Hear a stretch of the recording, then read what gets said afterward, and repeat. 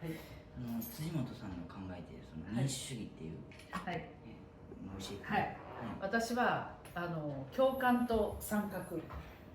共感というのは多くの人たち、しんどいことを抱えている人とかいろんな立場が違う人たちと共感をする、そして市民の参画で問題を解決していくっていうふうに思ってます。今日は来てくれてありがとう。日本中学生新聞の川中大二君が、ここは私の、国会の参議院議員会館の中の私の執務室っていうか、事務所だね、来てくれて、今日は国会見学もしてくれましたね。実はこの女の子でも総理大臣になれる国会への道という児童書を私出しまして、今日は、子どもと大人一緒に国会見学と国政報告を聞こうという企画で、わざわざね、ありがとう来てくれて、さっきなんか僕は総理大臣になりたいという宣言もありましたね。野望ですけど。そう野望？女の子、男の子でももちろんなれるからね。はい。ドイツなんかメルケルさんがずいぶん長くほら、総理やってて、そしたら男の子たちが男の子でも総理になれるのって聞いたっていうね。日本も早くそうなりたいです。はい。この来てくれました。はい。そのさっき話した参画とか市民と一緒の政治を行うっていう、そのいう考えに至ったのはどういう経緯からなんですか？私は出身はピースボートっていうNPO とか NGO の活動で、来たんですよね。それでいろんな問題が今すごい山積みになっているんだけど、政府だけでも変えられないし、それと同時に今財政が苦しいでしょ、日本は。借金もいっぱいあって、そうなると多くの市民の力も借りながら解決していくしかないと。で例えば一例を挙げると大阪やろ、大阪やったね。で私も大阪で、もうすごい、今何年やったっけ？今中学2年生です。2年生やろ。で初めて会ったのはいくつの時？初めて会ったのは小学校3年生なので、10もいってない、9か。9歳の時だよね。私高槻やから、どこでおったんやったかな。アメノキューズモール前で。そうなの。だからその頃から政治オタクっていうか政治が好きだった。そうですね。そこはふわっとから濃くなっていったので。今濃くなりすぎというんですね。それで例えば大阪なんかさ、すごいホームレスの人とか多いじゃない。そうですね。でホームレスの人たちにそのお金を補助してやってくださいっていうのではなくて、自立を助けるっていうのを NPO がやってるわけ。その人たちが手に職をつけて納税者になるところまでサポートすると。でそうするとその人もちゃんと自立して働けるようになるし、で納税者になって税金も払ってもらえるでしょ。そういう NPO 活動なんか大阪ではすごい根付いてるわけなんですよ。そうするとそういう NPO とか市民の力でこれ貧困問題の解決になるじゃない。だからそういうふうな力を引き出す制度や税金の仕組みを作るのも政治の役割だと思っていて、私はそういうなんていうの、権力の市民化とかね、政治の市民化とか言ってる。だってほら震災の時もそうじゃない。そうですね。多くのボランティアの人たちが必要だよね。今回能登半島地震の時に、あんまりボランティアに入らないでっていう動きがあったんですけど、そのことは辻本さんとしてリスボートをやられていた立場としてどんな？私はね、確かにボランティアの人がわーっと行っちゃうとなんか現地が混乱するってこともあるんだけれども、自己完結で自分たちの力でちゃんと対応できる、そういう災害対応のプロみたいなボランティア団体ができてきてるので、私はあれはちょっと失敗だったんじゃないかなって、最初から受け入れるべきだったんじゃないかなと思ってます。今大阪では万博に続いて IR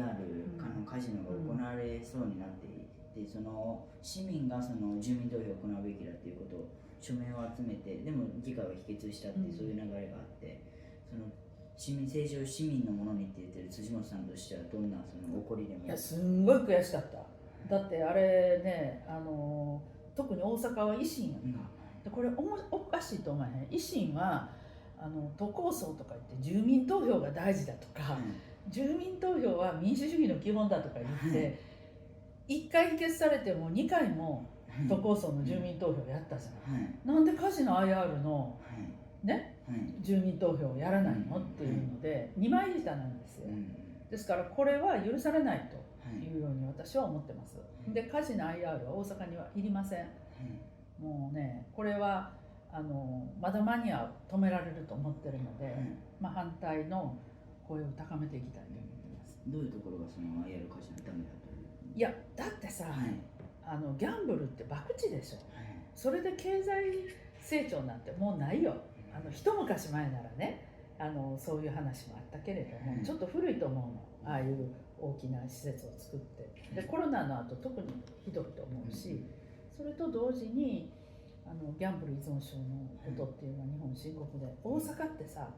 ラスベガスとか、マカオよりギャンブル依存症多いって知ってた？そうなんですか。だか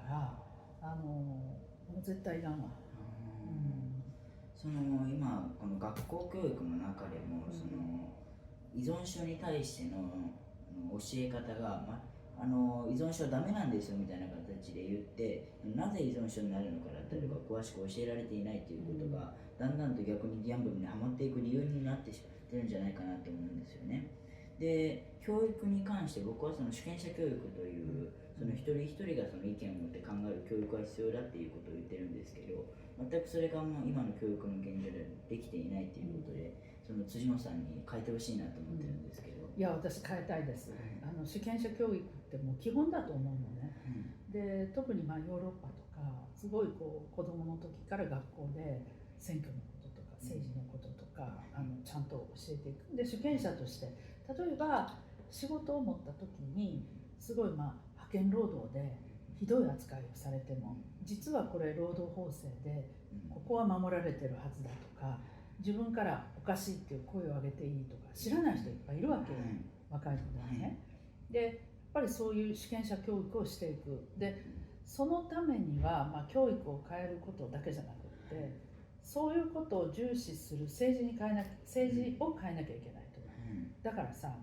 この日本中学生新聞重要な役割だと思うけどね。中学生も読んでんのこれ？そうですね、僕のクラスメイトとか読んでる友達とかいてくれて、一人でやってんねん。そうです、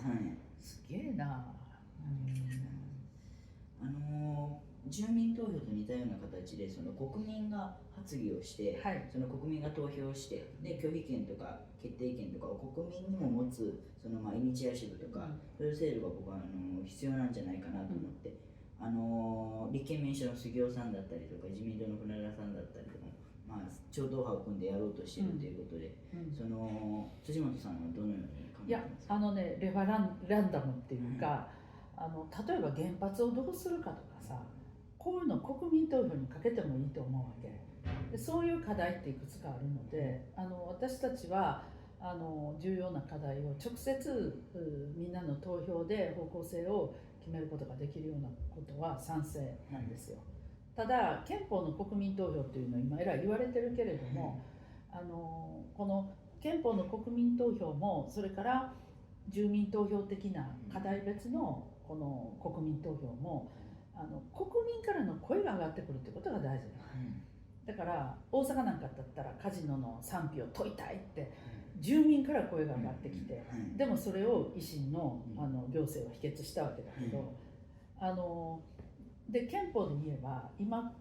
国民からさ憲法のここを変えてもらわないと生活が困るとか、なんかこう、自分たちの人権が侵害されるって声って上がってないやんか。なのに政治がイニシアティブを取って、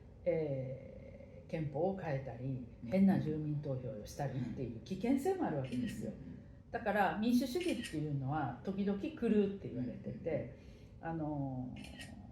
こう変な課題設定とか時の権力者が自分たちの権力を維持するためにそういう国民投票とか住民投票を利用するみたいな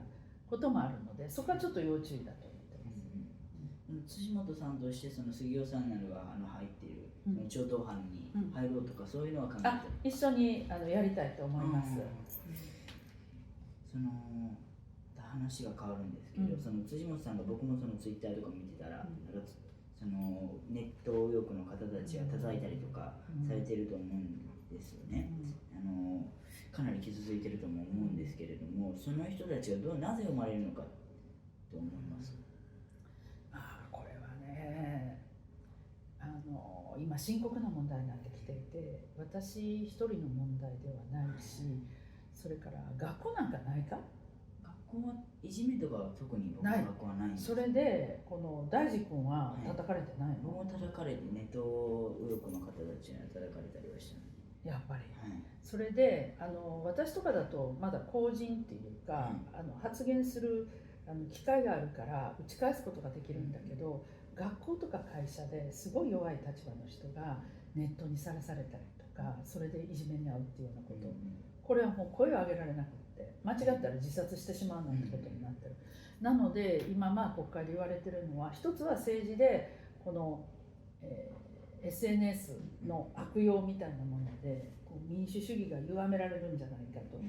これを歪めないために何か制度で歯止めができないかっていう議論が始まったり、それから個人の人権とか生活を守るためのやっぱり一定の規制は必要じゃないかっていうこと、これは日本だけじゃなくって、世界中で割合起こってきてるので、私は一定の、規制が必要じゃないかと思います。でもね、めげるで、自分のなんか見たらさ、ボロカス言われてる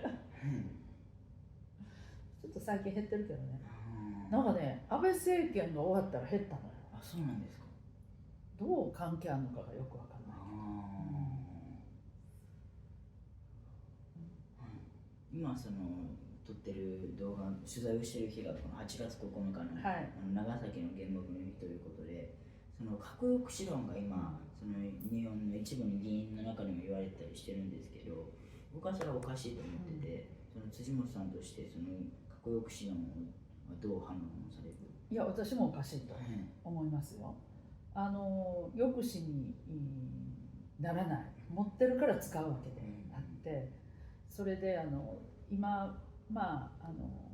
ウクライナとかパレスチナを見てると、ひとたび戦争を起こしてしまうとエスカレートしちゃって、もう止めれなくなるっていうのを今私たちは目の当たりにしてるわけじゃないですか。ということは、抑止力っていうの最大のものは戦争を起こさないための事前の外交であったり、事前のそのいろんな取り組みだと思うわけ。じゃあ核を一体いくつ持ったら抑止になるのと、どんどんじゃあね、ここにトマホークってこれ質問のした時にこういうふうにね、トマホークの質問とかいうこういうの国会質問、私はトマホークにすごくこだわったり、防衛力整備計画の経費の構造とか、こういうのを、国会で質問するために使ってんですよ、こういういろんな兵器。じゃあさ、これどこまで買えば守れるのということになるじゃない。そしたらもう軍拡競争になるし、核だっていくつ持てば抑止力になるのって際限ないでしょ。そしたらこれは意味がないっていうか、ことなんですよ。だからやっぱり事前に外交で止めるとか、これは最大の抑止だと思う。だから韓国との関係だって一時すごくギクシャクしてたけど、お互いに首脳が、大統領と総理大臣がシャトル外交をするってことを決めたわけ、ね。だからこれは非常に大きな抑止力になるわけですよ。で、私は中国が今問題視されてるけど、この夏ですね、中国を訪問しようかという計画をしてたんです。本当はですね、明日ぐらいから出発だったんだけど、今日の昼から出発だったんだけど、ちょっと延期になったのね。ただ今立憲だけではなくて自民党も含めて中国訪問割と活発になってきたんですよ。で、やっぱりお互いに相互訪問しながら、問題が何なのかっていうことを確認しながら、どうすれば解決できるかっていう、そういうチャンネルをいくつも持ってるっていうことが大事だと思います。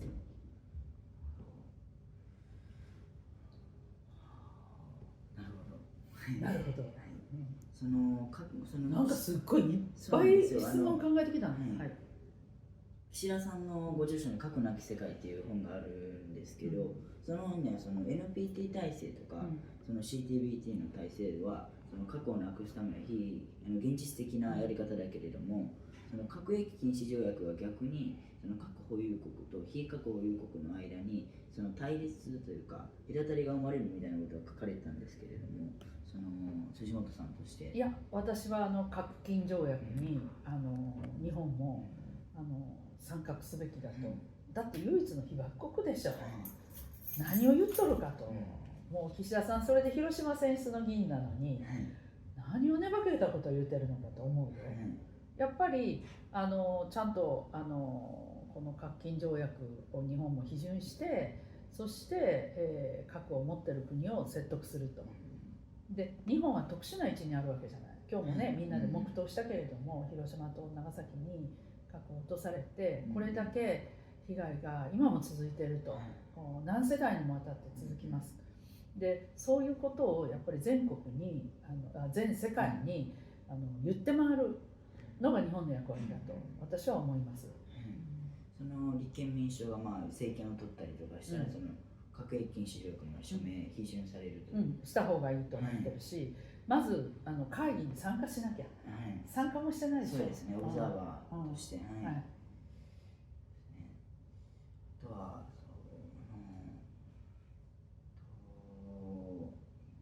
ちょっと待ってくださいね。大丈夫。イギリスの代表選、その党の代表選挙は、その議員票とその一般党員票っていうのが同じ一票の価値なんですけど、その今の自民党、立憲民主党さんのその票の価値が違うじゃないですか。僕は均等に一票にしたらどうなるかなと思うんですよ。その辻本さんとしてはどうお考えですか？確かにね、党員票っていうのは、国民の声を聞く上ではとても意味がある、重みとしては意味がある票だというように思います。ただいきなり全部平等にっていうのは難しいかもしれないね。だからポイント数を上げることからこうやっていったらいいかなと思います。あとは今その東京五輪の時とかも、大阪・関西万博もいろいろと汚職というか、まだ大阪・関西万博が出てきて明るみにはなってないですけれども、お金がどんどん絡んでいって膨大な費用になっていってる、その構造をどう日本を変えていく、どうやってどういうプロセスで変えていける？やっぱりね、利権政治になってると思うんだよね。でどうしてもこの政治とお金の問題が出てきたら、介在して、政治献金とかね、たくさんの献金を出してるところに有利に仕事を渡すとか、そういうことが横行しているので、まず私たちは政治献金の禁止をしっかりすべきだというように思っていることと、それから透明化、いろんな契約とか全部ネット上で透明に情報公開していくということが大事かなと思ってます。先ほど透明化って言われたことで、僕収支報告書がPDF 上でしか見れないということで、かなり見にくいなと思ってて、PDF じゃなくて電子化を調べたら何々議員の何々って調べたら出てくるような、そんな制度を作ったらどうなのかなと思ってるんですけど。いや、それはもうね、立憲はこの間のこの政治資金規正法の改正の時にはいの一番に出した提案なんですよ。でこの議員、いくつかの団体を持ってたら、それ紐付けて全部この議員に関わるところで、それで計算もねできるじゃないですか。だからね、それやってないのは日本だけぐらいですよ、もう先進国で。だからやるべきだと思ってます。やれるように努力、政権取ったらやるから自民党である限りね、自民党ってなんかね、なんとかね、抜け穴をなんとか隠そうっていうね、なんかそういうバイアスが働いてるんだよね。10年後の公開はもう僕10年後だったらもう20歳で大人になってますから、忘れた頃に領収書が出てくるみたいな。そうだから二階さんのが10年後って言っても、二階さん10年後どうされてるのかよくわからないね。そうなんですよ。最後に今国会で問題になっていることをどう取り組んでいきたいかだったりとか、これからどんな政治にしていきたいかだったりとかを聞いていただければ。私はですね、この中学生新聞を見てくれてる結構年配の人も見てると思うんですけど、若い人たち、だから次の世代がやっぱり自分らしく生きられる。で自分らしく生きられて、自分らしく生きられるっていうことは自分のやりたいこと、もう切ってもらっていいです。ちょっと電話ごめん。こう未来に希望っていうと陳腐なんだけど、持って生きられるような政治に変えたいと。今やっぱり政治ってなんだよみたいに思う若い人たくさんいるわけで、そうじゃなくって政治っていうのは希望を作るのも政治だし、絶望を作るのも政治だし、やっぱり全ての源なんですよ。だからもう私もだいぶ年齢を重ねて、自分の子供とか、孫ぐらいかもしれないんだけど、その世代がやっぱりこう前向きに生きられる、そういう制度をいっぱい作れば経済も成長するし、社会も明るくなると。で当面政権取って一番最初にやりたいのは選択的夫婦別姓なんだけどね、こういう予算作らなくてもできることはとっとといくつもやっていきたいと。それは生きる選択肢を増やすわけじゃない。だから若い人たちが LGBT であっても、女性、ジェンダーの問題で差別受けたりもされずに、また自分のやりたいことを自由にできるような、そういうふうなことを目指してますけどね。これが本当に最後なんですけれども、今その社会全体的に政治はタブーなみたいな感じで見られてますけど、それをどう変えていけると思いますか？だからね、政治の話したらね、なんか政治でしょとか政党でしょって。で今アメリカの大統領選挙やってるじゃない。芸能人なんかもバンバン発言するじゃん。レディー・ガガとかかっこいいじゃん。で私小泉京子さんとか割と話すんだよね、ぴょんぴょんとかね。で石川さゆちゃんとか仲良しなんだけど、そしたらやっぱり芸能界とかも含めて政治の話をすると仕事がしにくくなるとか、おかしいと思う。おかしいですね。それから若い人たちも、こう例えば辻元清美の選挙キャンペーンの隊長やってましたとか言ったら、それを就職の時に言ったらなんかちょっと変わったやつよねのとかっていうようなのおかしくって、アメリカなんかは共和党であろうが民主党であろうが、誰々の選挙キャンペーンをやってリーダーでしたっていうと、しっかりしてるじゃないかと、自分の意見もあって行動力もあってってポジティブに評価されるわけよ。だから私はそういうことを目指していきたい、と思います。